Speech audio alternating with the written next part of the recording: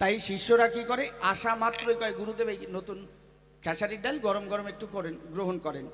তো গুরুদেব গ্রহণ করে, গ্রহণ করার পর কিছুক্ষণ পরে বাবা এমন শুরু হয়ে যায় পেটের ভিতরে, মানে আষাঢ় শ্রাবণের বর্ষা, মেঘ ডাকা শুরু হয়, বজ্রপাত হয়। এবার কিছুক্ষণ পরে এমন পাতলা পায়খানা করে, স্বপ্নাদাসী জানেন আসতে, প্রিপিয়া ধ্যান দিজিয়ে থোড়া শুনিয়ে। এবার এমন ভাবে পায়খানা করবে, আমি তোমাকে চ্যালেঞ্জ করে বলছি, ওই পায়খানা এমন, ওইটা অফ করো, নাহলে পাইপ উইয়ে ভালো শোনা যাবে না। টুটি চিপি ধরো না, এইভাবে ওর মুখটা খোলা রাখো, টিকেট ধরো এই পাশে। এমন ভাবে পায়খানা করবে গুরুদেব, স্বপ্ন একদম কুলি কুলি করতে পারবে, এত পাতলা।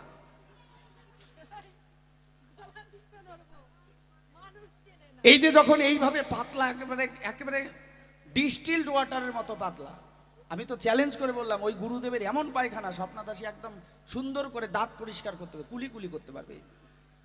এবার গুরুদেব যখন এইভাবে একেবারে সব ডিস্টিল ওয়াটার দিয়ে ধুয়ে মুছে গেল, চালাক শিষ্যরা মনে মনে ভাবলো গুরুদেবের তো অবস্থা ভালো না। তখন গুরুদেব কি করে, চরণ ধৌত করে স্নান আদি করে গুরুদেবকে কি করে, একটা কাঁচা কলা সিদ্ধ দিয়ে গরম গরম ভাত খাওয়ায়। ওই কাঁচা কলা খেলে পরে পায়খানাটা হয়ে যায় টাইট, আর এমন টাইট হয় তুমি লজেসের মতো করে যদি কামড় দাও তাও ভাঙতে পারবে না, এত টাইট হয়। তাহলে গুরুদেবের পায়খানাটা কাঁচা কলা দিয়ে করে টাইট। গুরুদেব তখন গীতা বলো, ভাগবত বলো ওই সন্ধেবেলা ঠাকুরের আসনে বসে শিষ্যের সঙ্গে করতে পারে ফাইট। আজকে আমি মনে মনে সিদ্ধান্ত করেছি, আজকে আমি বড় হব দাদা ভাই, মানে বড় দাদা। সে কে? সত্যের পর হচ্ছে ত্রেতা, তারপর হচ্ছে দাপর। সত্য, ত্রেতা, দাপর, মানে 3 নাম্বার।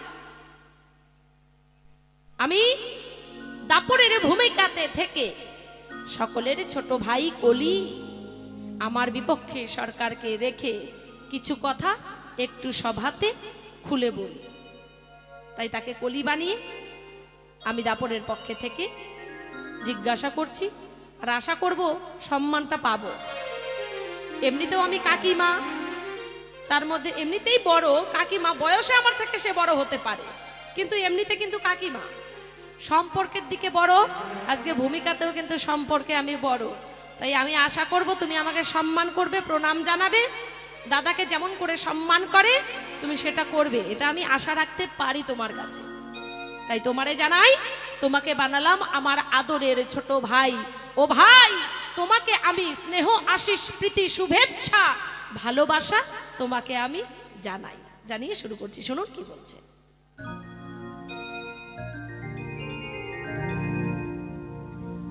ব্রহ্মার পুত্র দাপর আমি গো, ও গো কবির কল্পনা,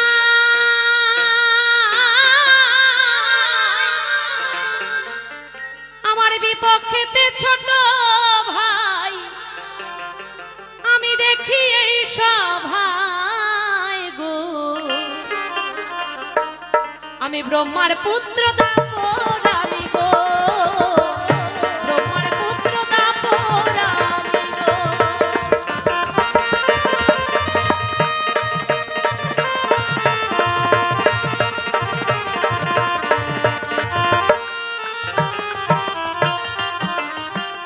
ব্রহ্মার পুত্র দাপর আমি গো, কবির কল্পনায় বিপক্ষেতে রয়েছে আমার কলি ভাই, দেখি এই সভায়।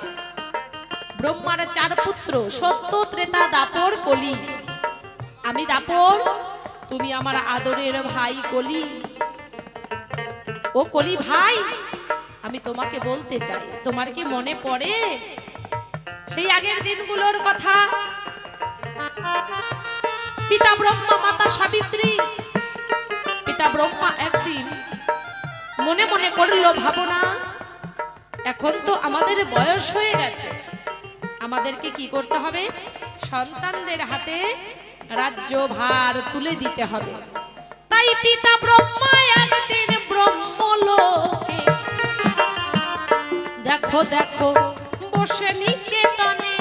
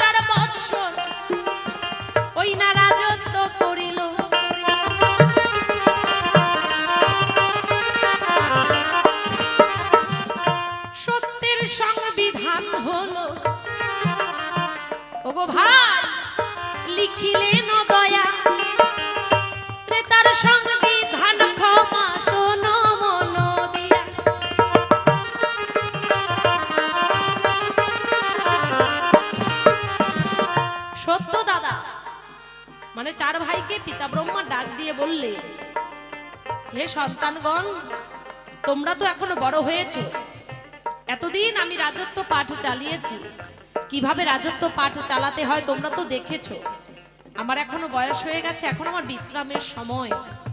এখনো তোমরা চার ভাই মিলে এক এক করে এই রাজত্ব ভার তোমরা মাথায় তুলে নাও। নিয়ম অনুযায়ী বড় ছেলে, বড় সন্তান, সে প্রথম রাজত্বের ভার পায়। রাজত্ব প্রথম পায় কে?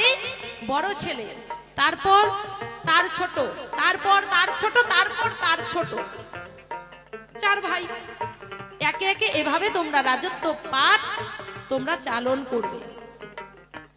সন্তানরা সকলে পিতামাতার কাছে গিয়ে সমস্ত কথা শুনে পিতাকে বলল, ঠিক আছে, আমরা সেই রাজত্ব ভার আমরা মাথায় তুলে নিতে চাই। পিতামাতার তো বিশ্রাম করতে হবে, তাই না?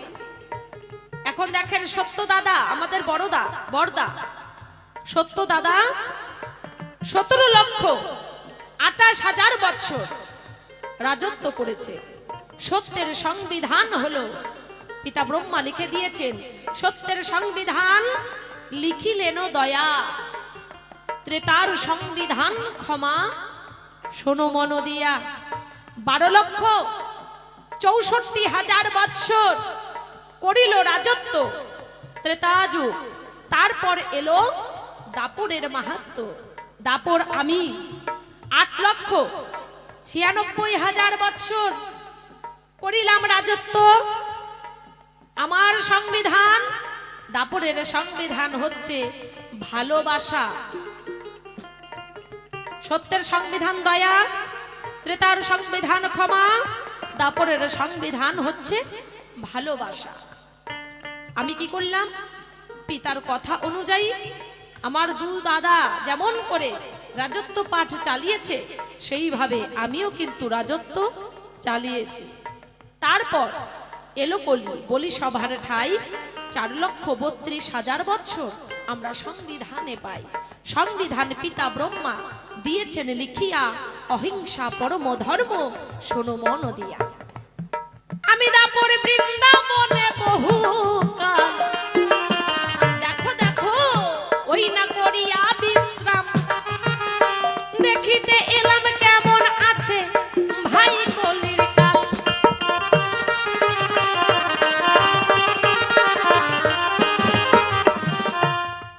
আমরা সবাই কিন্তু তাই করি।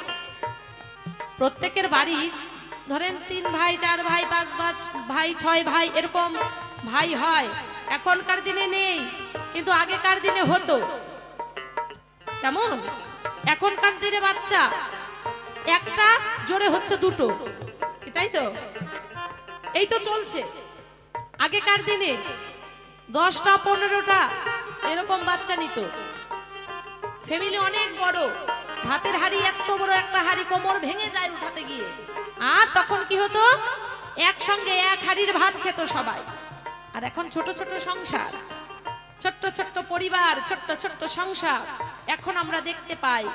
আমি দাপর বৃন্দাবনে বহুকাল করিয়া বিশ্রাম, মনে মনে ভাবলাম কেমন আছে আমার ভাই, কেমন করে রাজত্ব পাঠ চালাচ্ছে, একটু দেখে আসতে চাই।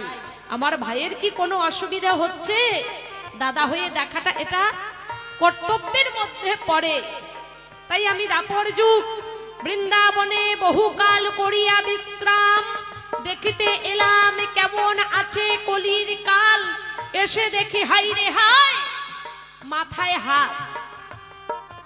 এসে দেখি পিতা যেমন ভাবে রাজত্ব পাঠ করার জন্য বলেছিল, সেরকম ভাবে রাজত্ব চালাচ্ছে না। পিতা যে সংবিধান হাতে দিল, সেই সংবিধান কলি ভাই মানে না। সেই সংবিধান কি করেছে? ছুঁড়ে ফেলে দিয়েছে, নিজে মন গড়া সংবিধান বসিয়েছে। তাই আমি তোমার কাছে জানতে চাই, পিতার দেওয়া সংবিধান, এই সংবিধান তুমি কেন ছুঁড়ে ফেলে দিলে? আমরা 3 ভাই তো তা করি নাই। তাহলে তুমি হচ্ছ আমাদের সকলের আদরের ছোট ভাই, তুমি কেন এটা করলে? দাদা হয়ে তোমার কাছ থেকে আমি জবাব পেতে চাই। কিসের কারণ? তোমার কিসের অভাব ছিল যার জন্য পিতার দেওয়া সংবিধান তুমি মানলে না, তোমার কাছে এইখানেতে আমি জানতে চাই, সুন্দরভাবে জবাব দেবে, অসুবিধা নাই।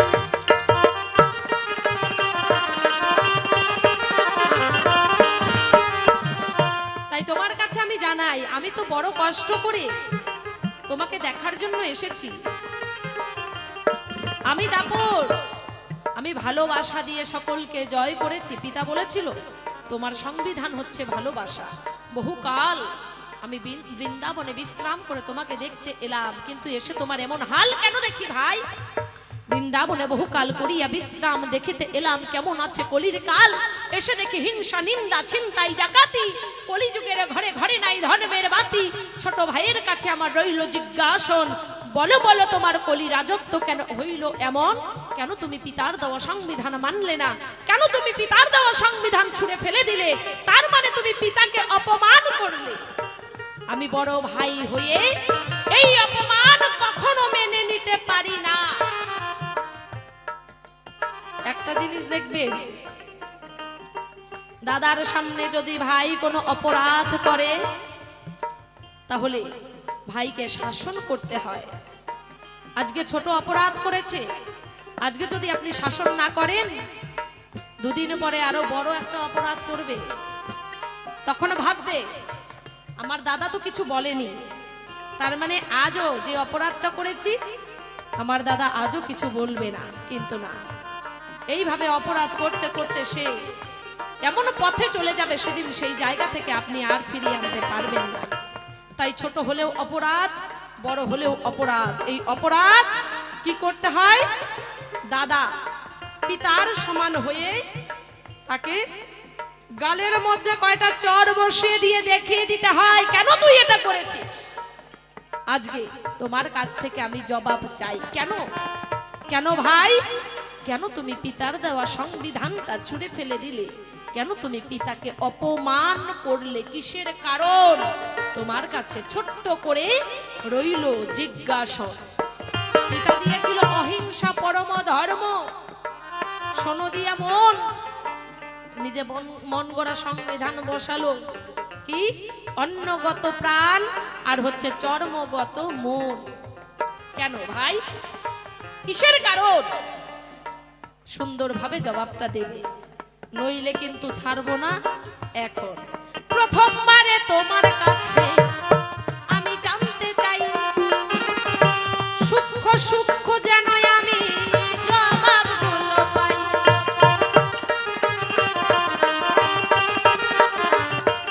এই পর্যন্ত করি ক্ষান্ত রাধা কান্তেশ্বরী, আর চাঁদ বদনে সবাই মিলে বল হরি হরি। সবাই মিলে হরি বল, হরি বল, হরি বল, হরি বল, হরি বল।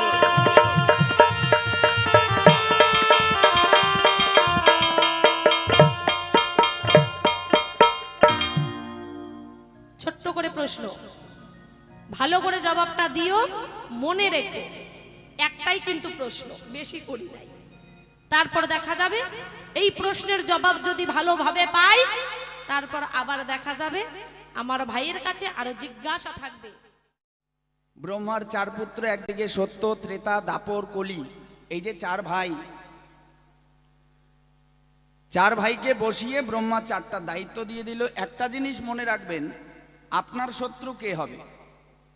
যে আপনার সঙ্গে পারবে না, যে আপনার সঙ্গে লড়াই করার ক্ষমতা নেই যাদের, তারাই আপনার শত্রু হবে। এটা জিনিস মনে রাখবেন। সত্য, ত্রেতা, দাপর, তিন ভাইয়ের কোনো অভিযোগ ছিল না, কারণ তিন ভাই তো পরিপূর্ণ পেয়েছে। আমি কলি রাজা আজকে যা করব ঘোষণা, কেউ করবেন না অবমাননা, সবাই আমার কথা ধরবেন, যে দেখবেন সংসার সুখী হবে। যা যা বলবো তাই হবে, তাই কাজ করবেন। আজকের থেকে নিয়ম পাল্টাবেন সংসারে। অনেক নিয়ম আছে, বাবা মায়ের কথা আজকে থেকে ধরবেন না, সব কথা ধরবেন না। এক, বড় দাদা যদি স্বার্থান্বেষী হয়, একে কানের 3 ইঞ্চিতে 3 ইঞ্চি নিচে একে বসা দিবেন, দুই চারটে বসানি। যদি স্বার্থান্বেষী দাদা হয়, গেল বাড়ি গিয়ে স্বামীর বুকে একেবারে দেবেন, একেবারে আমি কলি রাজা যা বলবো আপনারা আমার আজকের প্রজা। এক বাবাজি 50 টাকা করেছে দান, বলেছে কলির নাকি টেম্পারি ছোটাবে। তা বাবা তুমি যেখানেই যে অবস্থায় থাকো না কেন দয়া করে কমিটিদেরকে বলবো ওনার আধার কার্ডটা ম্যানেজ করে আমাকে দেবেন, আমি যাওয়ার সময় একটা এফআইআর দায়ের করে চলে যাব। যদি আজকে আমি হারি, এই প্যান্ডেলে যদি আমি হারি, যে পুরস্কার দিয়েছে তার নামে এফআইআর হবে থানায়। আর আমাকে যারা যারা দেবেন তারা ভাবতেই পারবেন না যে কি অফার পাবেন আমার দ্বারা। জাতিতে বর্মন, মনটা বড়, দিলে আমি খুব ভালো পাই। জয় গুরু জয়। যাই হোক, ছোট্ট একটা সুর ধরি আর জবাব করি কেন আমি সৃষ্টিকর্তা ব্রহ্মা আমার পিতা সংবিধানটা দিয়েছে আমি ছুঁড়ে তার মুখের উপর ঢিল মেরে ফেলে দিয়েছিলাম, কেন আমি বাবাকে অপমান করেছি।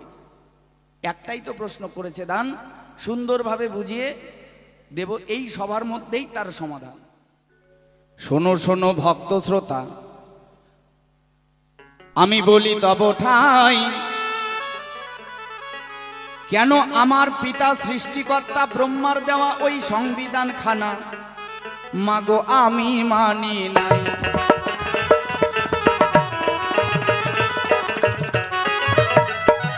এই প্যান্ডেল মাঝে আছেন যারা গো বাউল পিপাসু আমার যত ভক্তগণ, আমি এক এক করে সবার চরণে জানাই নিবেদন।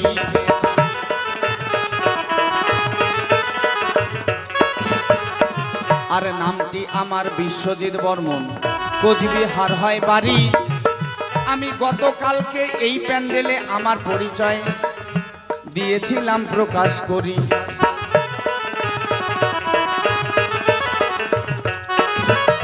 আজকের পালা বৃত্তান্ত ধর্ম অধর্ম গো কিছু জানবার বিষয়, আপনারা ধৈর্য ধরে বসে শুনবেন যত ভক্ত সমুদয়।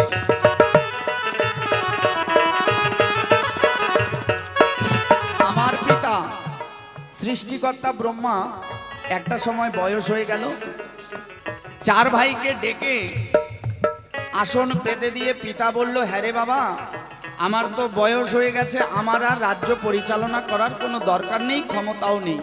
তোদের 4 ভাইয়ের হাতে 4খানা সংবিধান তুলে দিচ্ছি, এই সংবিধান দেখে দেখে তোরা যুগ পরিচালনা করিস। ভালো কথা। আমার বড় দাদা যিনি সত্য, সেই সংবিধান খুলে দেখলো সব ঠিক আছে, পকেটে ভরিয়ে নিল। ত্রেতা সেও তাই করলো।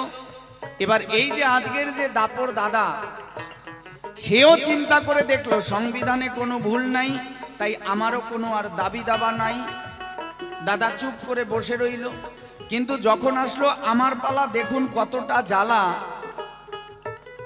সংবিধানখানা খুলে দেখি এই কলিযুগের মানুষের জন্য মোক্ষ মুক্তির কোনো পথ লেখা নেই। ও বাবা, ভাত খাই ভাতার চিনি না, প্রসাদ খাই ঠাকুর চিনি না, দিবানিশি হরিনাম গাই, এই নাম কোথায় ছিল, কি করে আমরা জগতে পাই, জানতে হবে। আমার যে সংবিধানখানা দেওয়া ছিল আমি খুলে দেখি সেই সংবিধানে আপনাদের আমার এই কলিহত জীবের জগৎ সংসারে মোক্ষ মুক্তির কোনো পথ লেখা নাই। আমি সঙ্গে সঙ্গে করলাম না দেরি, ক্রোধান্বিত হয়ে সেই সংবিধানখানা ছিঁড়ে পিতার মুখে ছুড়ে দিলাম তাড়াতাড়ি। পিতাও রাগ হয়ে গেল। 3 ভাই আমার প্রতি অ্যাকশন নেওয়া শুরু করলো। কি ব্যাপার, তোর এত বড় স্পর্ধা, তুই সবার ছোট, তুই বাবাকে অপমান করলি।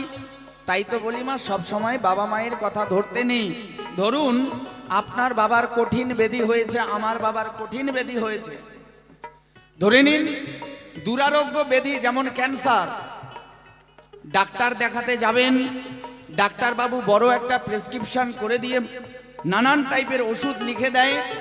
এবার যদি সেই দুরারোগ্য পিতাকে আপনারা বলেন, ও বাবা এই যে খাওয়ার আগে এই ওষুধ, খাওয়ার পরে এই ওষুধ, তুমি এটা এখন খেয়ে নাও, সারা দিন দিন রাত 24 ঘন্টা যদি অত্যাচার করেন, আর যারা রোগাগ্রস্ত হয় তারা কিন্তু বেশি ওষুধ খেতে চায় না, সেই সময় যদি পিতা বলে, আরে বাবা তুই কি আমাকে ওষুধ খেয়ে মেরে ফেলবি, আমি এত ওষুধ খেতে পারবো না।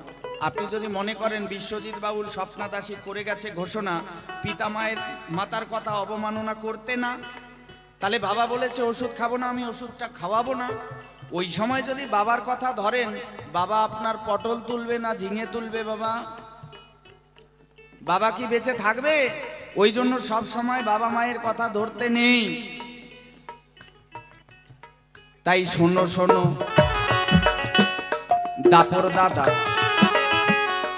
বলি তব ঠাই, এই সংবিধান ছেঁড়ার পিছনে যা ঘটনায় আছে তোমার জানা নাই।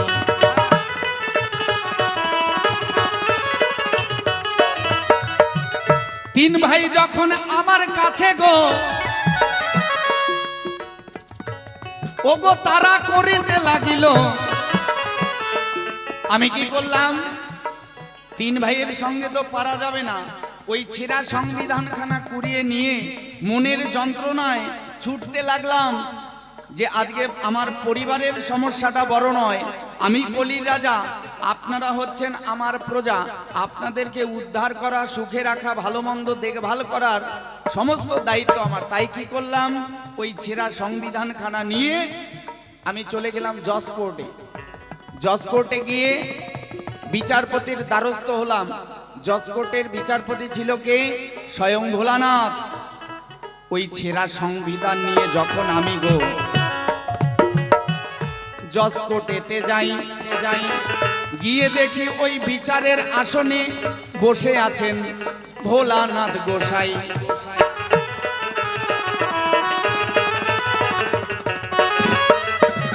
ওই ভোলানাথের কাছে গিয়ে আমি চিৎকার করে গো আমি বলে দিলাম, তাই শোনো শোনো ও ভোলানাথ, আমার এই পিতার দেওয়া সংবিধান খানা আমি সংশোধন করে চাই। ভোলানাথকে বললাম, হে ভোলানাথ, আমার বাবা সংবিধান লিখে দিয়েছে, এই সংবিধানে কলিযুগের মোক্ষ মুক্তি নাই, তুমি একটু সংশোধন করে দাও। ভোলানাথ করে নাই দেরি, ঘোষণা করে দিল তাড়াতাড়ি, যেখানে ব্রহ্মা কলম বসায় সেটা কি আর আমি সংশোধন করতে পারি? এইটা জজ কোর্টের বিচার না, তুমি বুঝবে না কলি, তুমি চলে যাও হাইকোর্টে। এটা জজ কোর্টে হবে না, হাইকোর্টের বিচার। ভোলানাথের কথা মতো হাইকোর্টেতে যাই। শোনো শোনো মাতা মাসি ভক্ত আছেন সবাই। হাইকোর্টে গেলাম, ওই সংবিধানখানা নিয়ে হাইকোর্টে যখন যাই, গিয়ে দেখি বিচারপতি কে? স্বয়ং নারায়ণ বসে আছে। আমি গিয়ে বললাম, ওহে প্রভু, মম প্রণাম লও, এই পিতার দেওয়া সংবিধানখানা মোকে সংশোধন করে দাও। গিয়ে বললাম, হে প্রভু নারায়ণ, আমার পিতা সৃষ্টিকর্তা ব্রহ্মা, আমি তার ছোট ছেলে কলি রাজা, একটা সংবিধানে লিখে দিয়েছে, এই সংবিধানে আমার কলিহত জীবের জগৎ সংসারে কোনো মোক্ষ মুক্তির পথ নাই। যেটা আমি দেখেছিলাম হে প্রভু, সত্যযুগ, ত্রেতাযুগ, দাপর যুগ, 3 যুগে মানুষ ধ্যান করত, জপ করত, তপস্যা করত, যাগযজ্ঞ করে ভগবানের কাছে পৌঁছে যেত, মোক্ষ মুক্তি লাভ করত। কিন্তু হে প্রভু, আমার যুগে তো কোনো মুক্তির পথ লেখা নেই, তুমি এটা সংশোধন করে দাও। সঙ্গে সঙ্গে নারায়ণ গো করে দিল ঘোষণা, সৃষ্টিকর্তার দেওয়া বিধানখানা আমার কাছে সংশোধন হবে না।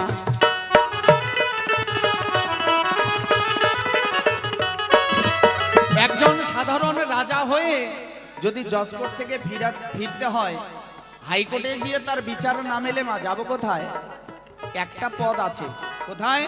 চলে গেলাম সুপ্রিম কোর্টের কাছে। নারায়ণের কাছে বিতাড়িত হয়ে যখন গো সুপ্রিম কোর্টে যাই, গিয়ে দেখি আমার পিতা সৃষ্টিকর্তা ব্রহ্মা বসে আছে বিচারের জায়গায়। এই পৃথিবীতে সন্তান যতই অন্যায় করুক, পৃথিবীর কেউ যদি কোনো কোর্ট কোনো বিচারক যদি ক্ষমা না করে দেয়, অন্তত পিতা তাকে ক্ষমা করে দেয়, মাতা তাকে ক্ষমা করে দেয়। তাই সৃষ্টিকর্তা ব্রহ্মাকে যখন দেখতে পাই, প্রণাম জানাই পিতার পায়, হে পিতা মম প্রণাম লও, আমার প্রণাম নেবেন, আমি আপনার ছোট ছেলে। আপনি যে সংবিধানখানা লিখে দিয়েছেন, হে পিতা, জজ কোর্ট হাইকোর্ট কেউ পারল না সংশোধন করতে, তাই আপনার সংবিধান আপনি সংশোধন করে দেন। সৃষ্টিকর্তা ব্রহ্মা বলল, শোন কলি, হাকিম নড়বে তবু হুকুম নড়বে না, তোর এই সংবিধান আমি সংশোধন আর করে দিব না। ওমা, যাব কোথায়? যদি বাবার কাছে মায়ের কাছে বিচার না পাই, যাব কোথায়? আরো কোনো পদ আছে মা? আরো কোনো পদ থাকে? হাইকোর্ট থেকে ফিরে আসলে, সুপ্রিম কোর্ট থেকে ফিরে আসলে আর কোথাও কুল কিনারা নাই। কি করলাম? নিরুপায় হয়ে চলে গেলাম রাষ্ট্রপতির কাছে। ওটাই শেষ বিচার। বিচার ব্যবস্থার শেষ বিচারক হচ্ছে রাষ্ট্রপতি। তিনি যেটা বলবেন সেটা সবাইকে মানতে হয়। ব্যথিত চিত্তে আমি কলি রাজা রাষ্ট্রপতির কাছে যাই, সঙ্গে সঙ্গে রাষ্ট্রপতির পায়ে গিয়ে আমি প্রণাম জানাই। রাষ্ট্রপতিকে ভগবান শ্রীকৃষ্ণের প্রেমের গুরু যিনি, স্বয়ং রাধারানী তিনি। তাই রাধারানীর কাছে গিয়ে প্রণাম জানিয়ে বললাম, হে রাধে, আমি কলির রাজা, সৃষ্টিকর্তা আমার পিতা। আমি জজ কোর্ট হাইকোর্ট সুপ্রিম কোর্ট সব জায়গা থেকে বিতাড়িত হয়ে, সব জায়গায় থেকে ঘুরে আমি আসলাম তোমার দ্বারে। তুমি এই যে পিতার দেওয়া সংবিধানখানা সংশোধন করে দাও। রাধারানী বলল, আমার ঠাই কোনো তোমার চিন্তা নাই, আমার কাছে যদি কেউ আসে আমি তাকে শূন্য হাতে ফিরিয়ে দেই না। আমি বসে থাকলাম।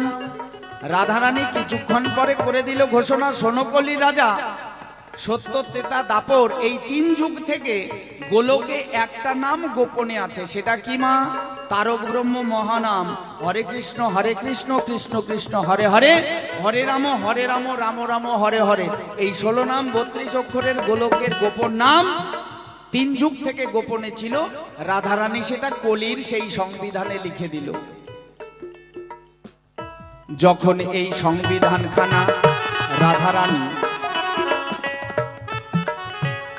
লিখিয়া যে দিল, আনন্দে কলি রাজা একাই একাই হরি নাম গাহিতে লাগিল। একবার জয় জয় নিতাই গৌর সীতানাথ প্রেমানন্দ হরি বল হরি বল। ওমা, তাহলে এই যে গোলকের গোপন নাম, ও দাদা তোমারে জানাই, তোমার যুগের মতো ওই সত্য ত্রেতা দাপরের মতো মাথাটা নিচের দিকে দিয়ে পা দুখানা উপরে দিয়ে যুগ যুগান্তর ধরে এই দেহটাকে পচে কঙ্কাল করে দিয়ে ভগবানের চরণে এই যুগে পৌঁছাতে অন্তত হয় না। এই যুগে ওই যে গোলকের গোপন নাম যদি কেউ একবার প্রাণ ভরে উচ্চারণ করে, পাপীর সাধ্য নাই তত পাপ করে। তাই তো এই কলিযুগকে বলা হয় ধন্য কলি, কারণ একবার নাম নিলেই যত পাপ হরে, পাপীর সাধ্য নাই তত পাপ করে। ও বাবা, কলিযুগে কঠিন সাধনা করতে হয় না, যজ্ঞ করতে হয় না, ভজন করতে হয় না, শুধু একবার প্রাণ খুলে হরি নাম করলেই ভগবানের কাছে পৌঁছানো যায়, মোক্ষ মুক্তি লাভ হয়। একবার জয় জয় রাধা কৃষ্ণ প্রেমানন্দে হরি বল হরি বল হরি বল।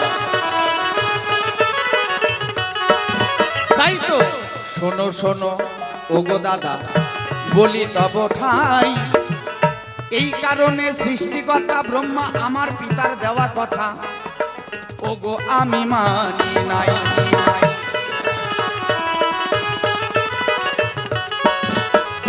এইবার তোমার কাছে ওগো দাপর দাদা গো, আমার জানতে মনের আশ, তাই তোমার যুগটা কত ভালো ছিল, কিছু কথা আমায় খুলে বলো, আমার জানতে অভিলাষ। আস্তে, আমার যুগে সব ভেজাল, স্বামী ভক্তি নাই, গুরু ভক্তি নাই, আরো কি কি সবকিছু ভেজাল দেখতে পাই। বৃন্দাবন থেকে ঘুরে আসলো অন্নগত প্রাণ চর্মগত মন, কি সব বললো ছাতা মাতা আমি বুঝলাম না। তাই দাদার কাছে জানতে চাই, ও দাদা তোমার যুগটা কেমন ভালো ছিল? আমার যুগে ভক্তি আছে, আমার যুগে ভক্তি আছে, আমার যুগে ধর্ম আছে। ছেলে বাবা মাকে সম্মান করে, ছোট ভাইরা দাদাকে সম্মান করে, পাড়া প্রতিবেশী আর এক প্রতিবেশীকে সম্মান করে।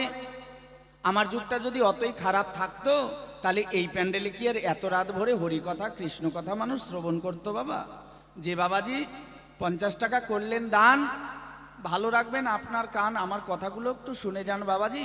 এটা কলিযুগ, এটা দাদার যুগ না।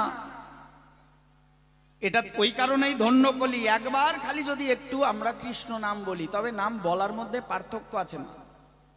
প্রতিদিন হরিধ্বনি দিচ্ছেন, প্রতিদিন উলুধ্বনি দিচ্ছেন, নাম আপনারাও মনে মনে জপ করছেন। ভগবান দেখতে পেয়েছেন? ভগবান তো দেখেননি। এবার যদি বলি আর একটা জিনিস, ভগবানের গু দেখতে পেয়েছেন? এক চিলতে গু না, পারবেন না তো। We don't know what is the relevance of prayer, we don't know what is the procedure of prayer. তুই মুখ লুকাইস কেন? তুই জানিস এটার বাংলা মানে কি?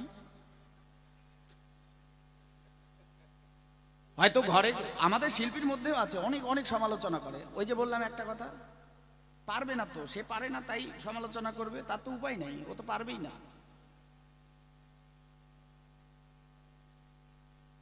We don't know what is the relevance of prayer, we don't know what is the procedure of prayer. প্রার্থনা করার পদ্ধতিটা কি, ভক্তি করার পদ্ধতি কি, সেটা আমরা জানি না। গুরুকে কিভাবে প্রণাম করতে হয়, কৃষ্ণকে কিভাবে প্রণাম করতে হয়, এই প্রণামগুলোই তো আমরা জানি না। হাকাউ স্কিন টাচ একটা প্রণাম করে দিলাম, বাস হয়ে গেল, এটা ভক্তি হইল মা? ওই কোদাল ভক্তি দিয়ে কোনোদিন ভগবান মেলে? কয় বাবুর বাবা মরার পর মুই একটাও একাদশী করং নাই, হয় না। এই সময় আম কাঠো লেখে হই হুল্লো, চারদিকে আম, মুই তো আম খায়া থাকি, ভাত না খাং নাই, 2টা কাশকাশি একাদশী করে। কয় বাবুর বাবা মরার পর একটাও একাদশী করে নাই, তো করতে লাগে, স্বামী মারা গেছে। ওই যে আমের সিজন বেছে নেয়, ওই আম ধসি করে বাবুর বাবার আত্মাও শান্তি পাবে না, আর ভগবান দর্শনও হবে না। 12 বছর সাধন ভজনের মানে সময় থেকে পিছিয়ে যাবে। কয় ভাত না খেলে আমার জীবন বাঁচে না, কয়টা অন্তত রুটি করে খাবো, নিরামিষ টিরামিষ। ছেলেকে বলে দিলে বাবা কয়টা সাবু ভালো ভালো কয়টা সবজি আনিস, ওই না পাইস 100 গ্রাম পনির আনিস, মানে ওটা পনির খাওয়ার ইচ্ছা। ওই পনির খাওয়ার ইচ্ছা, কয়েকটা রুটি একটু ঘি টি অনেক দিন থেকে খায় না, ওই খাওয়ার জন্য অতটুকু লালসার জন্য একাদশীটা পালন করে। ওটা তো ভগবানের জন্য না, ওটা একাদশীর জন্য তো না। ওই আটাদশী করে কোনোদিন ভগবান পাওয়া যায় না। একটা প্রসিডিওর আছে ভগবানের কাছে পৌঁছানোর। ছোট্ট করে একটু বলি, এই ধরে নিন এটা কোন জায়গা আমি জানি না, গণাহার শুধু জানি। আপনারা যে কোনো হাই রোড থেকে, ধরুন বুনিয়াদপুর থেকে রায়গঞ্জ যাবেন, শিলিগুড়ি মোড় যাবেন, গুগলে সার্চ করবেন, দেখাবে কত কিলোমিটার, লোকেশন দেখে যাওয়া যায়। There is 2 milestones both side on the road. রাস্তার দুপাশে 2টো করে মাইলস্টোন থাকে। যাওয়ার সময় পাবেন, যাওয়ার সময় দেখাবে রায়গঞ্জ কত কিলোমিটার, আসার সময়ও দেখাবে গণাহার কত কিলোমিটার, বুনিয়াদপুর কত কিলোমিটার। তো যেটা যার গন্তব্যস্থল, যেখানে যাইতে চাবেন, যেখানে আপনারা যাওয়ার উদ্দেশ্য করে বেরিয়েছেন, যেটা ছিল আপনার ডেস্টিনেশন, যেটা ছিল আপনার গন্তব্যস্থল, যেটা আমার উদ্দেশ্য, যেটা আপনার কর্তব্য, যেখানে যাওয়ার দরকার, সেই জায়গাতে যখন যাবেন আস্তে আস্তে কিলোমিটার কমতে কমতে কমতে কমতে ঠিক যখন শিলিগুড়ি মোড় যাবেন, দেখবেন একটা বড় মাইলস্টোনে লেখা থাকবে শিলিগুড়ি মোড় 0 কিমি।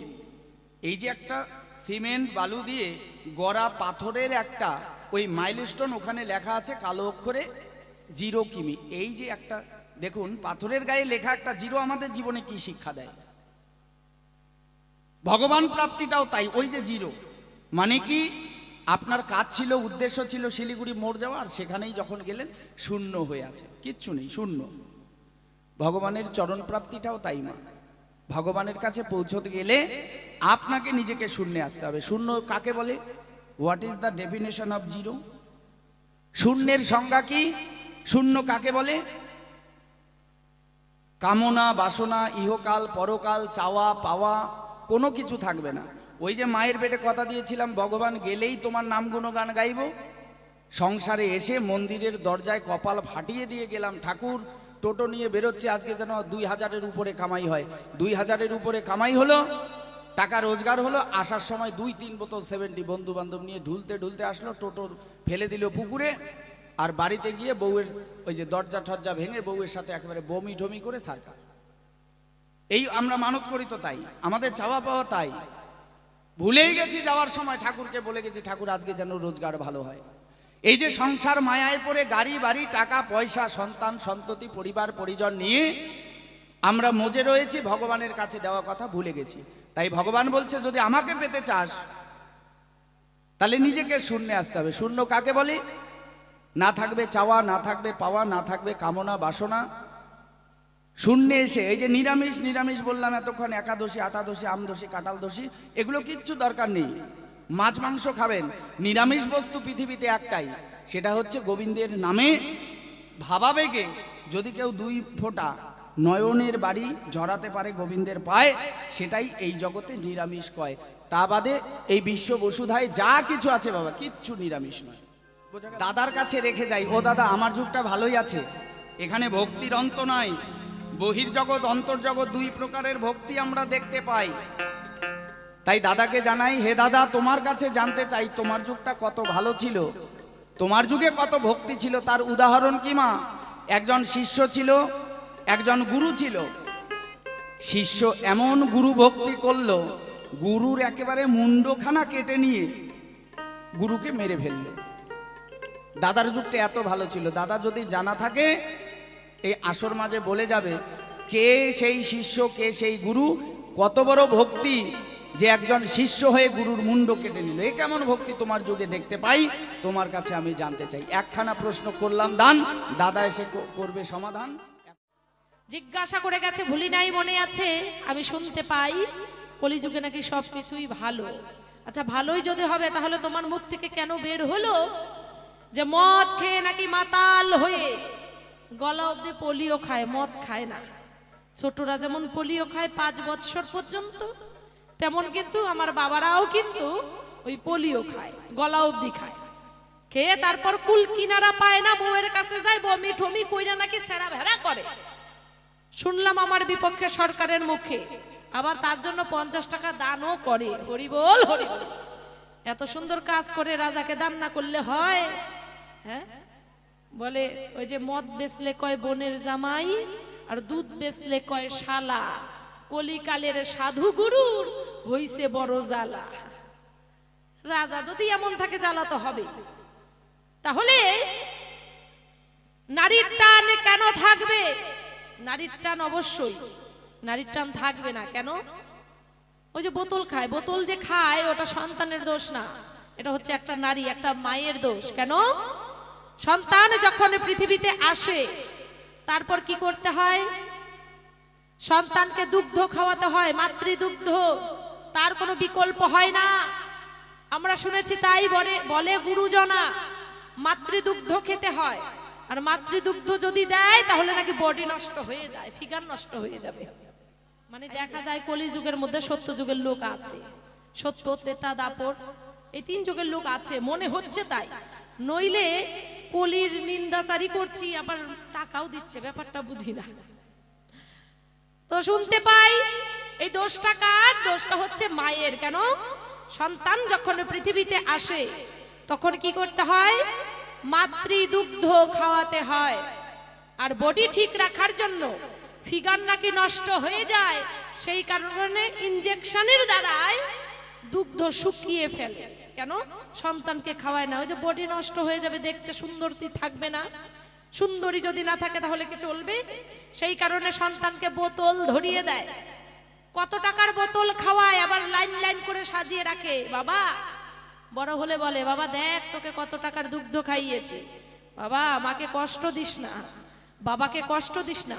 আচ্ছা বলেন তো দেখি, মাতৃসুধা যদি পান না করায় তাহলে কি নারীর টান হয়? সেই কারণে আমরা দেখতে পাই আজকে 1 তালা, কালকে 2 তালা, পরশুদিন 5 তালা। কোথায়? বৃদ্ধাশ্রম। ওই যে নারীর টান নাই, সেই কারণে বাড়িতে আর থাকার উপায় নাই, সেই কারণে নিয়ে যায় বৃদ্ধাশ্রমে। কলিযুগে আমরা দেখতে পাই বাবা মার বাড়িতে ঠাঁই নাই, বাবা মা হয়ে গেছে বাড়তি। ওই যে আমরা যেমন পুরনো জামা কাপড় ছুঁড়ে ফেলে দিই, নতুন জামা কাপড় পরিধান করি, সেরকম কলিযুগে দেখা যায় কি বৃদ্ধাশ্রমে বাবা মাকে পাঠায়। ও কলি ভাই, তুমি কি সেগুলো দেখো না? তোমার যুগে নাকি সবই ভালো।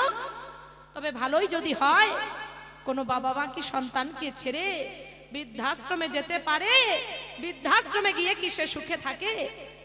তাহলে কেন এমনটা হচ্ছে? তুমি কেন রাজা হয়ে দেখছো না?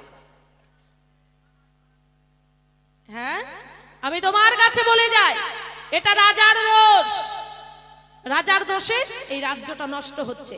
আমার কাছে জিজ্ঞাসা করলো, আমার যুগে সবাই ভালো, সবই ভালো, কিন্তু দাপর যুগে দেখা যায় কুরুক্ষেত্র যুদ্ধ যখন হলো, সত্য কথা বলা ভালো নামটাও কয় নাই। যে গুরুদেব আর শিষ্য, শিষ্য নাকি গুরুর মুন্ডু ছেদন করলো। কিসের কারণ? রইল জিজ্ঞাসা। গুরুটাকে, শিষ্যটাকে সুন্দরভাবে জিজ্ঞাসা করে গেছে। জবাব দিচ্ছি, শুনুন কি বলছে। ঠিক আছে, চাটা খেয়ে নিক। মানে বামন নাপিত গাউইয়া, এরা হচ্ছে পরের বাড়ির খাউইয়া। ওই নিজের বাড়িতে বাদ দিয়া পরের বাড়িতে এগুলো বেশি চলে। হরিবোল হরিবোল। বেশি বেশি করে চা দিবেন, ঠান্ডার দিন তাই না, একটু গরম হবে, বাজনা ভালো বাজবে, গানও ভালো হবে, শিল্পীদেরকেও দিবেন। আমার বিপক্ষে সরকার গেছে, ওরা 4-5 কাপ খাওয়ান, ঠিক আছে? আর অবশ্যই বোধহয় খাচ্ছে। কি এশিয়ার মশাই 50 টাকা দিয়েছে, চা আবার দেবে না, আবার একদম ইশারা দিয়ে ডেকে নিয়ে গেছে, একদম গলা অবধি চা খাওয়াবে। লাগে মাথার মধ্যে কয়েক কাপ ঢাইলা দেন, তাতে আমার কোনো ক্ষতি নাই। বেশি করে যত্ন করে। আরে আমারই তো ভাইস্তা নাকি, যত্নটা বেশি করে পাক। কলির রাজা, যত্ন তো পেতেই হবে। এইভাবেই যত্ন পাইতে পাইতে হবে একদম সোজা। হরিবোল হরিবোল। তবে জিজ্ঞাসা করেছে যে কে গুরুটাকে, শিষ্যটাকে। গুরু হচ্ছে দ্রোণাচার্য, আর শিষ্য হচ্ছে অর্জুন। আরো একটি শিষ্য রয়েছে, যার কারণে এই যে মুন্ড ছেদন হলো। পাপ নাকি বাবাকেও ছাড়ে না, পাপ ছাড়ে না বাপকে, কথাতেই আছে। যে যেমন কর্ম করবে সে তেমন ফল পাবে। আমাদের প্রত্যেকটা মানুষের পিছনে কিন্তু চিত্রগুপ্ত ঘোরাফেরা করে। কেন? আমরা নিজে ভুল করি, অন্যায় করি, আমরা মনে মনে ভাবি হয়তো আমি যে ভুলটা করলাম, আমি যে পাপটা করলাম কেউ দেখে নাই, আশেপাশে কেউ নাই। কিন্তু না গো, তোমার পাপ যে দেখার সে দেখে রেখেছে, দেখে একদম লিখে রেখেছে। তোমাকে সেই জায়গায় গিয়ে সেই বিচার তোমার পেতেই হবে, বিচার তোমার হবে। তাই আমরা কিন্তু এটা বুঝি না। চিত্রগুপ্তকে ওই যে আমাদের ছায়া, আমাদের যে ছায়াটা পড়ে দেখবেন, যেমন করবেন সেও কিন্তু সেরকমই দেখায়, যেমন ভঙ্গি করবেন সেও সেরকমই দেখায়। হরি বল। চা খাওয়া হয়ে গেল?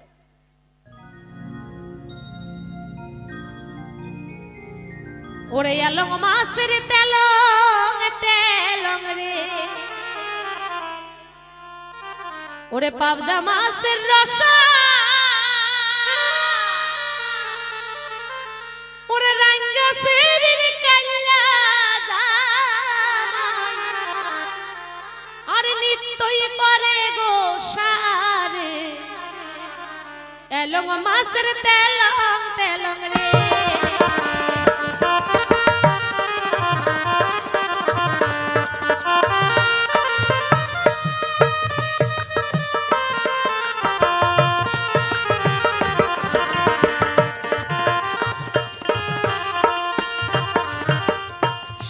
শোনো ও ভাই কলি, তোমারে জানাই, যে কথাটা জিজ্ঞাসা করলে জবাব দিতে চাই।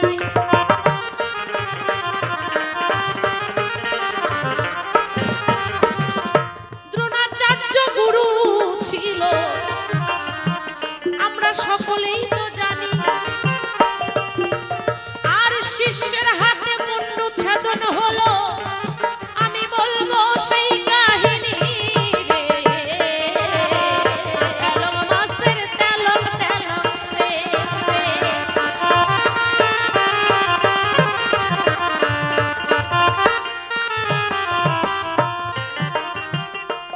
দ্রোণাচার্য গুরুদেব, অর্জুন হচ্ছে তার শিষ্য।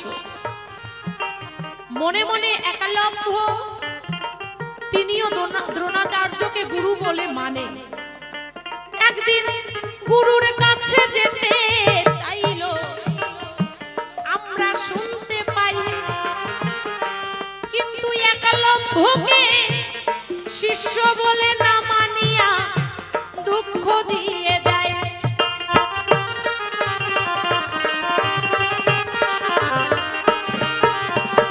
অর্জুন গুরুদেবের কাছে যেতে দিলেন না কেন? অর্জুন বুঝতে পারল কি দ্রোণাচার্য মানে আমার গুরুর কাছে যদি একলব্য যায়, সে যে বিদ্যা জানে, মানে গুরুর মূর্তি তৈরি করে সে কি করেন, তীর ধনুক চালানো শেখে, গুরুকে স্মরণ করে আর এইভাবে বিদ্যা অর্জন করে। একদিন দেখিবারে পায় গুরুর কাছে যেতে দেয় না, যে গুরু তোমাকে শিষ্য বলে মানবে না। একবার গুরুর কাছে গিয়েও ছিল, শিষ্য বলে স্বীকার করেনি। তারপরে হঠাৎ করিয়া আমরা শুনতে পাই ওই একলব্য গুরুর মূর্তি তৈরি করিয়া বিদ্যা অর্জন করে। তা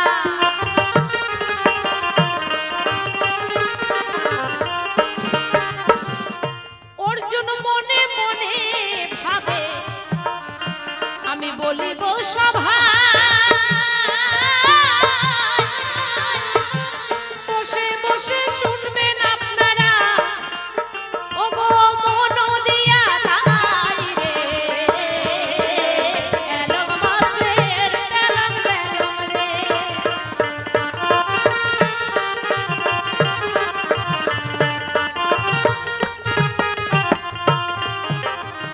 অর্জুন দেখতে পেল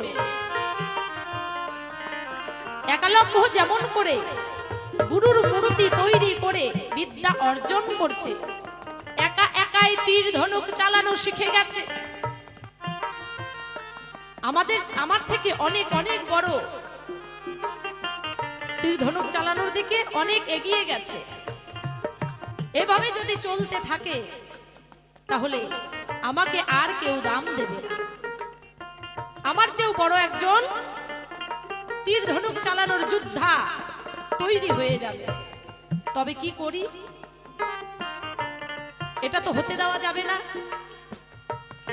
অর্জুন একদিন গুরুদেবকে ডাকিয়া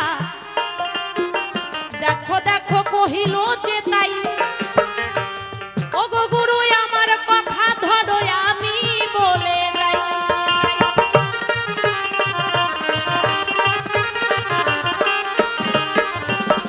ও গুরু, তোমার একজন শিষ্য আছে, তুমি নিজেই জানো না যে আমার শিষ্যকে আছে একজন, কিন্তু তার কাছ থেকে গুরু দক্ষিণা তোমার তো নেওয়াটা উচিত, তুমি চাইবে না? তোমার নাম করে সে বিদ্যা অর্জন করছে, তুমি গুরু দক্ষিণা চাইবে না? যে অবশ্যই, সে যদি আমাকে শিষ্য বলে গুরু বলে মানে, আমি তাকে শিষ্য বলে কেন মানবো না? আমি দেখতে চাই সে কে, যে আমাকে আগে কথা দাও, তুমি সেখানে গিয়ে গুরু দক্ষিণা নেব, যে গুরু দক্ষিণা হিসাবে তুমি তোমার শিষ্যের বৃদ্ধা আঙুলটা নেবে। ওই কথায় আবদ্ধ হইয়া দ্রোণাচার্য করিল গমন, একলব্যর কাছে গেল শোনো দিয়া মন।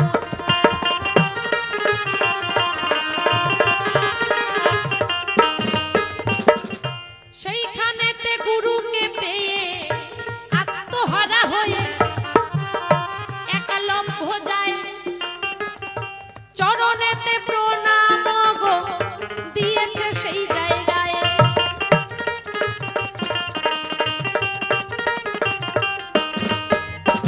বলছে গুরুদেব, এতদিন পর আমার সম্মুখে এসে আপনি দাঁড়িয়েছে, আপনি আমার প্রণাম গ্রহণ করবেন, যে তুই আমাকে গুরু বলে মানিস, তুই আমাকে গুরু বলে মানতে চাস, আমি আপনাকে গুরু বলে মানি। দেখেন আপনারই মূর্তি তৈরি করে আপনার সাধনা করি আমি, আর সাধনা করে আমি বিদ্যা অর্জন করি। গুরুদেব বলেন আপনি আমার কাছে কি চান? তাহলে তুই যে আমাকে শিষ্য গুরু বলে মানিস, তুই যে আমার শিষ্য, তো গুরু দক্ষিণা দিয়েছিস, যে না আমি তো গুরু দক্ষিণা দিইনি, তবে গুরু দক্ষিণা দে। বলেন গুরুদেব আপনার কি চাই, আপনি কি চান আমার কাছে গুরুদেব? বলেন আমায় তাই গুরু দক্ষিণা হিসাবে আমি দিয়ে দিতে চাই।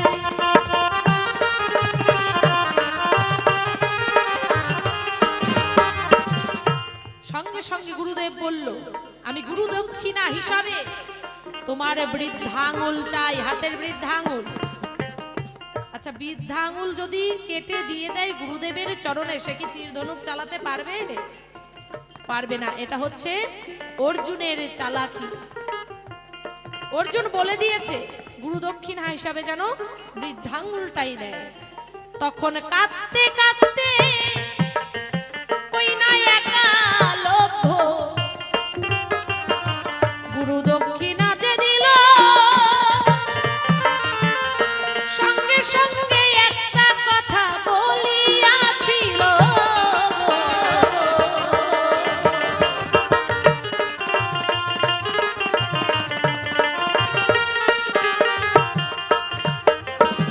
ওই যে পাপ পাপ কেউ ছাড়ে না, সে গুরু হোক আর যেই হোক, যে আজকে এই গুরু দক্ষিণা চাওয়ার মধ্যে আমি বুঝতে পারলাম হে গুরুদেব এটা আপনার মনের ভাষা নয়, এটা আপনার থেকে মনের চাওয়া নয়, এটা আপনি চাইলেন না, এটা আপনাকে দিয়ে কেউ চাওয়া চাইয়েছে।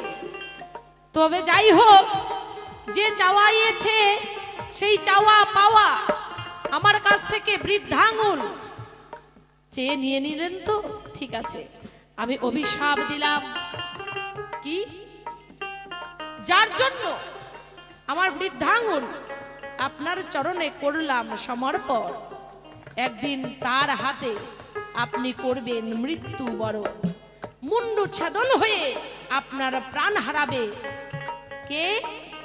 যার বুদ্ধিতে আপনি এই কাজটা করেছেন।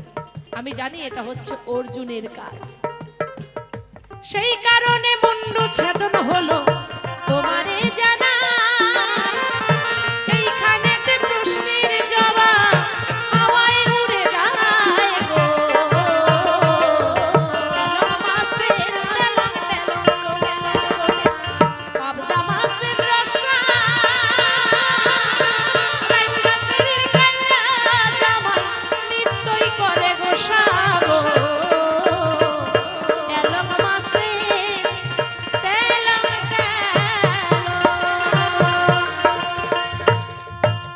প্রশ্নের জবাব শেষ সময়ও বোধ হয় আর শেষ কি, তাই তো? আধ ঘন্টা আছে, আধ ঘন্টা আছে তো একটা গান গাই আর একটা প্রশ্ন করি, একটা জিজ্ঞাসা করবো যেহেতু আধ ঘন্টা সময় আছে, আর একটা গান গাইবো, আসর ছেড়ে দেব। তোমার কাছে আমি জানতে চাই, বলো দেখি ভাই, এই যুগে তোমার এই কলির যুগে বউকে নাকি গুরুর মতো দেখে। আমরা আগে দেখতাম আদি গুরু মাতা পিতা গুরু জ্যেষ্ঠ ভাই, তার চেয়ে অধিক গুরু আমরা ভজন করলে পাই, কিন্তু এখন দেখি এই কলি এই কথাটা পাল্টে দিয়েছে, কি উলট পালট করেছে, বলে আদি গুরু মাতা পিতা গুরু জ্যেষ্ঠ ভাই, তার চেয়ে অধিক গুরু নাকি আমরা বিয়া করলেই পাই। আচ্ছা বলো তো ভাই, কলিযুগে কে বউকে গুরুর মতো দেখেছে?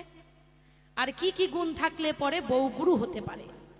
দেখবে কলির যুগে বাড়িতে যদি কোনো গুরুদেব আসে, তাহলে গুরুদেবকে কি খাওয়ায়? কাঁচা কলা আর খেসারির ডাল। হ্যাঁ, কাঁচা কলা আর খেসারির ডাল। গুরুদেব বাড়িতে আসলে পরে কাঁচা কলা খেসারির ডাল দেওয়া হয় কলিযুগে আমি দেখতে পাই। আর সমন্দিশালা আসলে পরে বড় বড় রসগোল্লা, মালাইকারি, মালাই চপ, কত কিছুর আমদানি হয় আমি দেখি ভাই। তাহলে কলির যুগে এমনটা কেন হচ্ছে? গুরুদেবকে সম্মান নাই, আর শ্বশুর বাড়ির লোকজন আসলে ষষ্ঠাঙ্গে প্রণাম পায়। গুরুদেব আসলে পরে নাকি স্মৃতি ভেঙে যায়, শ্বশুর বাড়ির লোক ষষ্ঠাঙ্গে প্রণাম পায়। আমি তোমারে জানাই এগুলো কি হচ্ছে, আমি দেখে লজ্জায় মরে যাই। তারপরে দেখতে পাই কলিযুগে বউকে নাকি গুরুর মতো বলে। কেমন? আচ্ছা মায়েরা, গুরুদেব যখন মন্ত্র দেয় কোন কানে দেয়? আপনারা মন্ত্র নিয়েছেন, দীক্ষা মন্ত্র সকলে নিয়েছেন? একটু হাত তুলেন। কে কে নিয়েছেন হাত তোলেন দেখি। মাত্র 3 জন 4 জন। হাই রে কলির রাজত্ব, ও কলি ভাই, আরে দীক্ষা মন্ত্রটুকু যারা তোমার নেয় নাই ওইটা তোমার নজরে পড়ে না? দীক্ষা নিতে হয়, বাম কানে দীক্ষা মন্ত্র দেয় গুরুদেব, বাম কানে দেয়। আচ্ছা, দীক্ষা মন্ত্র যারা যারা নিয়েছেন মন্ত্রগুলো মনে আছে? আছে? আমার মনে হয় কারো মনে আছে, কারো নাই। ঠিক আছে? আচ্ছা আচ্ছা, কেমন, কেন মনে নেই বলেন তো দেখি? এটা আপনাদের দোষ না, দোষটা কার? আমি বলছি শোনেন। মানে এক কানে মন্ত্র দেয়, আরেক কান খোলা থাকে, সোজা বের হয়ে চলে যায়। মন্ত্র কিন্তু কানের মধ্যে থাকে না। আর বউ কেন গুরু হয় দেখে, বউ যে মন্ত্র দেয় ওইটা হচ্ছে বালিশ মন্ত্র। এই বালিশ মন্ত্র কিন্তু দিনের বেলা হয় না, এই মন্ত্র হয় অনেক রাত্রিবেলা 12টার পরে। এই মন্ত্র যদি একবার ঢোকে কানের ভেতরে, ওই মন্ত্র আর বাইর হয় না। সকালবেলা উঠে একদম হাড়ি আলাদা। মানে রাত্রিবেলা ঘুমাতে যাবে, এমন সময় স্বামী বাড়িতে আসলো, শুয়ে একদম কান্নাকাটি শুরু। কি গো তুমি কাঁদছো কেন? বলে না আমি কাঁদবো না। বলে আরে কাঁদছো কেন, একটু বলো কি হয়েছে? বলে আমার কিছু হয়নি, আমারই সব দোষ। তোমার বাবা, তোমার মা, তোমার বোন সবাই ভালো, আমারই সব দোষ, আমারই দুঃখের কপাল। কেন যে বাবা এখানে বিয়ে দিল? মানে কান্নাকাটি বিশাল শুরু হয়ে গেল। আরে বলো না কি হয়েছে? বলতে বলতে বলতে বলতে শোনা গেল মায়ের সঙ্গে বনে না, বোনের সঙ্গে বনে না, যে দেখো আমি তোমারে জানাই, তোমার যদি আমার সঙ্গে সংসার করার ইচ্ছে থাকে তাহলে তুমি আমার কথা ধরো, হাড়ি আলাদা করো, আমরা আলাদা খাবো। আর যদি তোমার এই সংসারে ওদের সঙ্গে থাকার ইচ্ছে হয়, ওই যে ব্যাগ গুছিয়ে রেখেছি, আমি সকালবেলা উঠে বাপের বাড়ি চলে যাব, কোনটা করবো একটু আমরা জানাই দিও। সকালবেলা উঠে, আচ্ছা সব ছাড়া যায়, বউ ছাড়া যায়?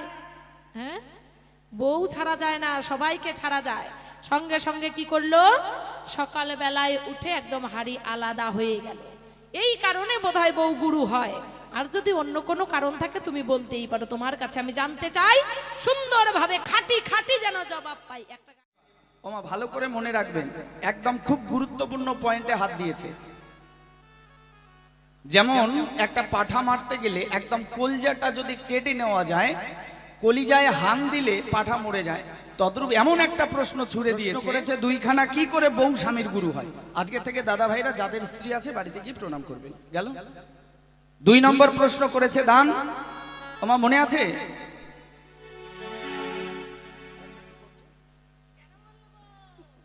ওমা কি প্রশ্ন করেছে আমি ভুলে গেছি গানের তালে তালে। একটা প্রশ্ন হলো কি করে স্বামীর গুরু হয়, ও মনে পড়ে গেছে গা। বাড়িতে আসলে সম্বন্ধী শালা কিনে খাওয়াই রসগোল্লা, গোসাই আসলে কাঁচা কলা আর খেসারির ডাল খাওয়াই, সেই কথার জবাব চাই। একেবারে সংক্ষেপে, আমি তো জানিনি কতটা শর্ট। ঠিক আছে, ছোট্ট একটা ধুন ধরি আর ধীরে ধীরে। ওরে ট্যাপরা টেপিরি গাদা গেদি, আরে এতগুলা সওয়াকে ধরিয়া, ও মুই গোটায় রাইতে কান্দং বসি, পরে চোখের পানি গেদির মাও, পরে চোখের পানি। ওই যে বলছে আগেকার দিনে একটা করে বউয়ের নাকি 10-15টা করে বাচ্চা। ওই মায়ের কাহিনী একটু তুলে ধরি গানের মাধ্যমে। হ্যাঁ, আর একটা মাইক্রোফোন দাও, দুইজনে হবে, ওঠো। ওরে ট্যাপরা টেপিরি গাদা গেদি, আর এতগুলা সওয়াকে ধরিয়া, গোটায় রাইতে কান্দং বসি, পরে চোখের পানি গেদির মাও, পরে চোখের পানি, আমার পরে চোখের পানি গেদির মাও, পরে চোখের পানি। আর ট্যাপরা টেপিরি গাদা গেদি, আর এতগুলা সওয়াকে ধরিয়া, গোটায় রাইতে কান্দং বসি, পরে চোখের পানি গেদির মাও, পরে চোখের পানি। ওরে পরে চোখের পানি গেদির মাও, পরে চোখের পানি। একবার জয় জয় দাপর কলিপিতে সবাই মিলে প্রেমানন্দে হরিবল হরিবল হরিবল।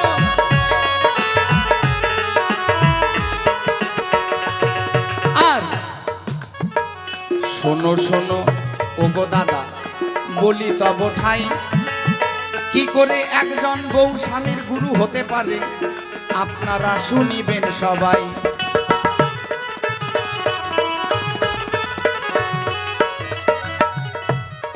গ্রামে একটা মেয়ে ছিল গো, ও তার সুলোচনা নামটিও গো হয়। শোনো শোনো ও গো দাদা, বলে যাই তোমায়। একটা গ্রামে একটা মেয়ে ছিল না, ভালো করে শুনবেন, নাম ছিল সুলোচনা। এই সুলোচনার একজন পরম বান্ধব ছিল, তার নাম কৃষ্ণ কেলে সোনা। এই সুলোচনা কৃষ্ণ সেবা না দিয়ে নিজে সেবা করে না, কৃষ্ণকে ছাড়া এক মুহূর্ত চলে না। তাই ওই সুলোচনা যখন ধীরে ধীরে বড় হলো, চারিদিক থেকে তার বিয়ের সম্বন্ধ আসতে লাগলো। একটা করে সম্বন্ধ আসে, সুলোচনা তার পাশে বসে ওই ছেলেটাকে বলে, আমাকে যদি বিয়ে করো তাহলে আমার কিছু শর্ত আছে। বলো কি শর্ত? বলে আমাকে বিয়ে করতে হলে আমার একজন বন্ধু আছে, আমি একজনকে ভালোবাসি, ওই ভালোবাসার মানুষটার জন্য একটা ঘর বানিয়ে দিতে হবে, ওই ভালোবাসার মানুষটার খাওয়া দাওয়ার দায়িত্ব নিতে হবে। ওমা, কোনো ছেলে যদি এই কথা শোনে তার কি আর বিয়ে হয়? সুলোচনার আর বিয়ে হয় না। দেখতে দেখতে সুলোচনা অনেক দিন কাটিয়া যায়। ঘরে থাকতে থাকতে ওই সুলোচনা আইবুড়ো যে হয়। ঘরে থাকতে থাকতে সুলোচনা যখন বয়স বাড়তে লাগলো, তার বাবা একদিন এসে সুলোচনাকে বলল, হ্যাঁ রে মা, তুই যদি বিয়ে না করিস আমি হাটে বাজারে মুখ দেখাতে পাই না, তবে আমার কথা শোন, আজকে কথা দে, যদি তুই এবার বিয়ে না করিস তাহলে আমার মরা মুখ দেখবি। সুলোচনা বলল, ছি ছি বাবা, এমন কথা বলতে নেই, তুমি পাত্র নিয়ে আসো, আমি বিয়ে করব। যথারীতি ভাগ্যক্রমে কাল পরের দিন ওই পাশের গ্রাম থেকে একটা জমিদার ছেলে আসলো, সুলোচনার পাশে বসলো। বলছে, ও সুলোচনা, বলো তো তোমার কি আছে আলোচনা। সুলোচনা সেই একই ঘোষণা করে দিল যে আমাকে বিয়ে করলে একজন বন্ধু আছে, সে তাকেও সঙ্গে নিয়ে যেতে হবে, তার খাওয়া দাওয়ার দায়িত্ব নিতে হবে। বলল, ঠিক আছে, সব শর্ত মেনে নিলাম, তবে বলো না তোমার বন্ধুর নাম কি, কোথায় থাকে। বলছে, আমার বন্ধুকে তাহলে কোথায় থাকে কি নাম জানাতে হবে। বলছে, হ্যাঁ আমাকে জানাও। শোনো শোনো, ওই নতুন ছেলেটাকে বাজাই, এইটা একটু টোন বেশি হচ্ছে, টোন এমন হচ্ছে কেন? শোনো শোনো ওগো পাত্র, বলি তব ঠাই, আমার প্রাণের বন্ধু যেজন হয় তার নাম হলো কৃষ্ণ কানাই। বলছে, আমার প্রাণের বন্ধুর নাম কৃষ্ণ কানাই। বলছে, আমি তাকে দেখতে চাই। বলছে, আমার বন্ধুকে দেখতে হলে তোমাকে যেতে হবে গভীর জঙ্গলে। বলছে, তাই হবে, চলো যাই। ওই বন্ধুকে সঙ্গে করে নিয়ে যখন সুলোচনা গো জঙ্গলেতে যায়, কৃষ্ণ কানাই বলে ডাকতে ডাকতে ওই সুলোচনা কৃষ্ণ কেলে সোনার দেখা হইয়া যায়। কৃষ্ণ কানাই যখন সামনে আসলো, কৃষ্ণ কানাইয়ের সঙ্গে সুলোচনা করতে লাগলো আলোচনা। ওই জমিদার বাবু করে ঘোষণা, ও সুলোচনা, তুমি তোমার পরম বান্ধবকে পেয়েছো, তার সঙ্গে করছো আলোচনা, আমি তো শুনতে পাই না।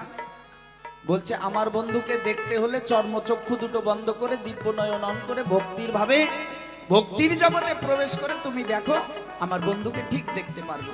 তাই সুলোচনার কাছে যখন আত্মসমর্পণ করলো, তখন সেই কৃষ্ণ কেলে সোনা তাকেও দেখা দিল। যেই না মাত্র কৃষ্ণ কেলে সোনার গো দুইজনের সঙ্গে দেখা হইয়া যায়। সুলোচনা ওই জমিদার ছেলে দুইজন সঙ্গে সঙ্গে লুটিয়া পড়িল গো ভগবানের ওই না রাঙা পায়। বলছে, হে প্রভু, হে প্রাণ গোবিন্দ আমার, আজ তুমি তোমার যুগল মূরতি আমাদেরকে দর্শন করাও। সঙ্গে সঙ্গে ভগবান শ্রীকৃষ্ণ করে নাই দেরি, বামে রাধারানীকে করলো স্মরণ তাড়াতাড়ি।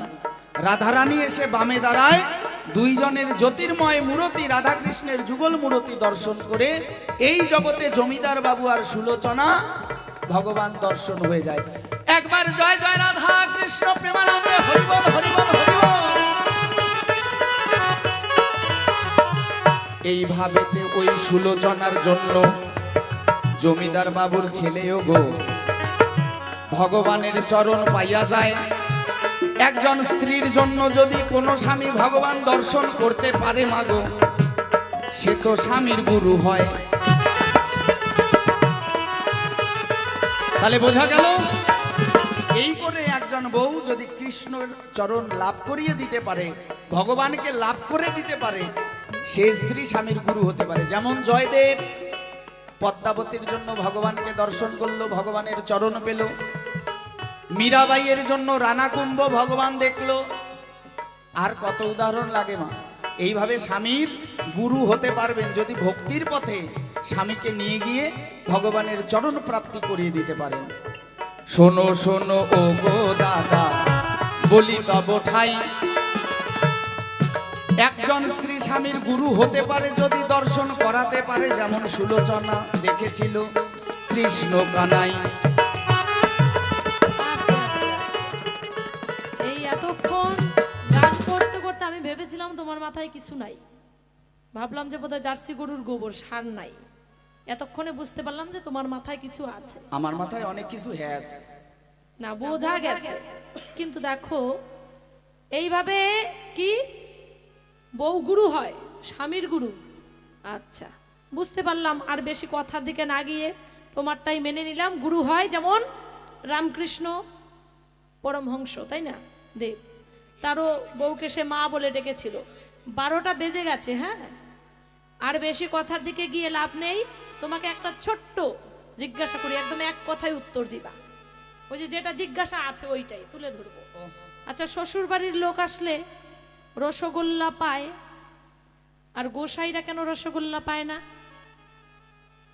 মানে ঠাকুর সবাই কেন রসগোল্লা দেয় না? রসগোল্লা কেন দেয় না? এক কথায় উত্তর দাও।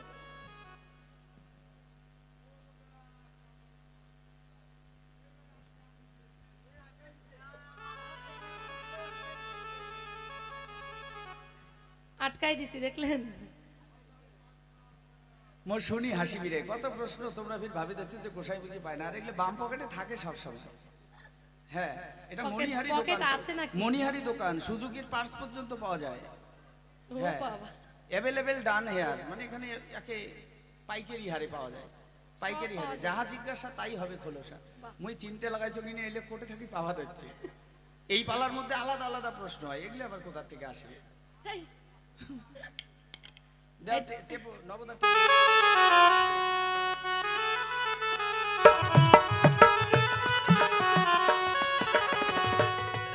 আমি আলাদা সুর দিতে চাইছিলাম, মানে যেভাবে মুখ ধরলে আর কি। মা আমি বন্দি কারাগারে, এগুলো শোনা যায় না, শোনা যায় না, শোনা যায় না। মোর জন্মের আগে সিনেমা এগুলো গানে এলা বাজে, ওই জন্য এখন স্মরণ করে দিল। খালি অল্প না কম, অল্প না। এই ছিল কপালে হাত বাঁধা শিকলে, কেউ তো এসে কিছু বলে না। সকালে আর রাতে ওরে চাবুকের আঘাতে,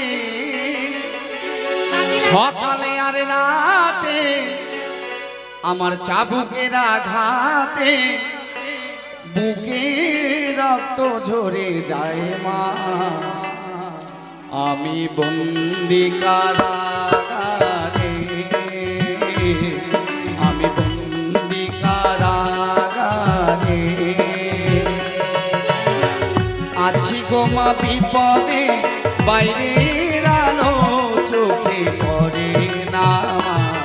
আমি বন্দি কারাগারে, আমি বন্দি কারাগারে।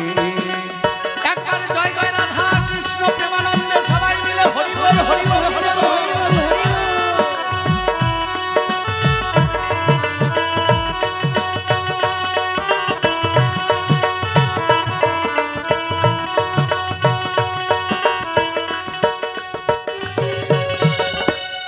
আমি দুঃখের দুঃখী কবে হব সুখী কেউ তো এসে কিছু বলে না, সকালে আর রাতে চাবুকের আঘাতে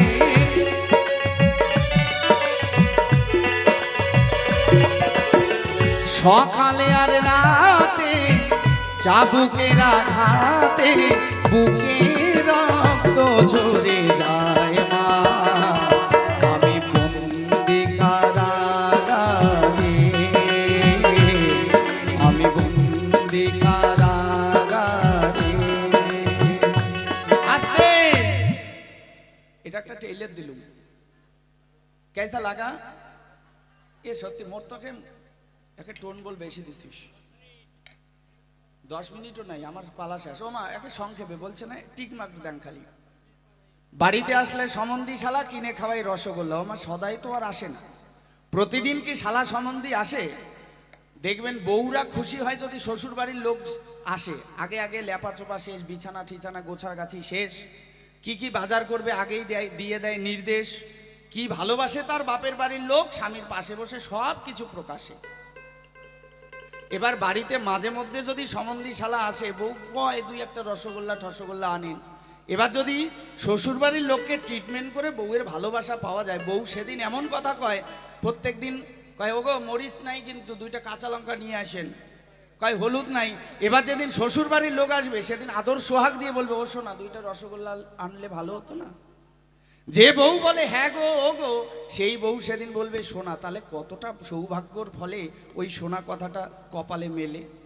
তাহলে সেটা তো অন্যায় নয়, বউয়ের ভালোবাসা পাওয়া যায়, এটা একটা কারণ। হ্যাঁ হ্যাঁ খুলে দাও।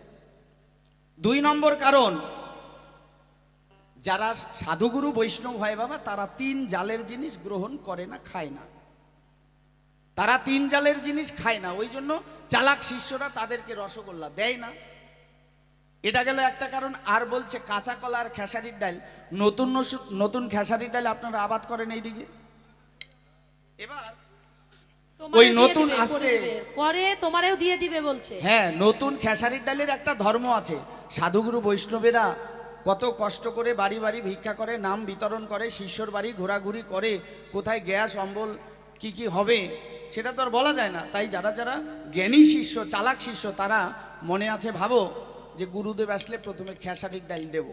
ওই খেসারির ডাল খেলে বাবা যত গরম আটকাবেন, গুরুদেবের গরম টরম হতে পারে, গ্যাস অম্বল হতে পারে। তাই এবার ওই খেসারির ডালের একটা ধর্ম আছে, হঠাৎ করে যদি কেউ খায় বাবা, পেটের ভিতরে যা আছে একদম সব কিছু বের করে দেয়, পরিষ্কার করে দেয়। তাই শিষ্যরা কি করে, আসা মাত্রই কয় গুরুদেব এই নতুন খেসারির ডাল গরম গরম একটু গ্রহণ করেন। তো গুরুদেব গ্রহণ করে, গ্রহণ করার পর কিছুক্ষণ পরে বাবা এমন শুরু হয়ে যায় পেটের ভিতরে, মানে আষাঢ় শ্রাবণের বর্ষা, মেঘ ডাকা শুরু হয়, বজ্রপাত হয়। এবার কিছুক্ষণ পরে এমন পাতলা পায়খানা করে, স্বপ্নাদাসী জানেন আসতে, প্রিপিয়া ধ্যান দিজিয়ে থোড়া শুনিয়ে। এবার এমন ভাবে পায়খানা করবে, আমি তোমাকে চ্যালেঞ্জ করে বলছি, ওই পায়খানা এমন, ওইটা অফ করো, নাহলে পাইপ উইয়ে ভালো শোনা যাবে না। টুটি চিপি ধরো না, এইভাবে ওর মুখটা খোলা রাখো, টিকেট ধরো এই পাশে। এমন ভাবে পায়খানা করবে গুরুদেব, স্বপ্ন একদম কুলি কুলি করতে পারবে, এত পাতলা।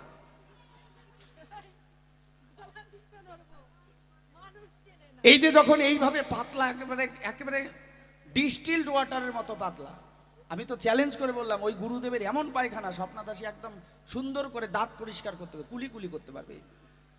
এবার গুরুদেব যখন এইভাবে একেবারে সব ডিস্টিল ওয়াটার দিয়ে ধুয়ে মুছে গেল, চালাক শিষ্যরা মনে মনে ভাবলো গুরুদেবের তো অবস্থা ভালো না। তখন গুরুদেব কি করে, চরণ ধৌত করে স্নান আদি করে গুরুদেবকে কি করে, একটা কাঁচা কলা সিদ্ধ দিয়ে গরম গরম ভাত খাওয়ায়। ওই কাঁচা কলা খেলে পরে পায়খানাটা হয়ে যায় টাইট, আর এমন টাইট হয় তুমি লজেসের মতো করে যদি কামড় দাও তাও ভাঙতে পারবে না, এত টাইট হয়। তাহলে গুরুদেবের পায়খানাটা কাঁচা কলা দিয়ে করে টাইট। গুরুদেব তখন গীতা বলো, ভাগবত বলো, ওই সন্ধেবেলা ঠাকুরের আসনে বসে শিষ্যের সঙ্গে করতে পারে ফাইট। সংবাদ নিউজ সার্ভিস, সকলে ভালো থাকবেন। News time গণাহার।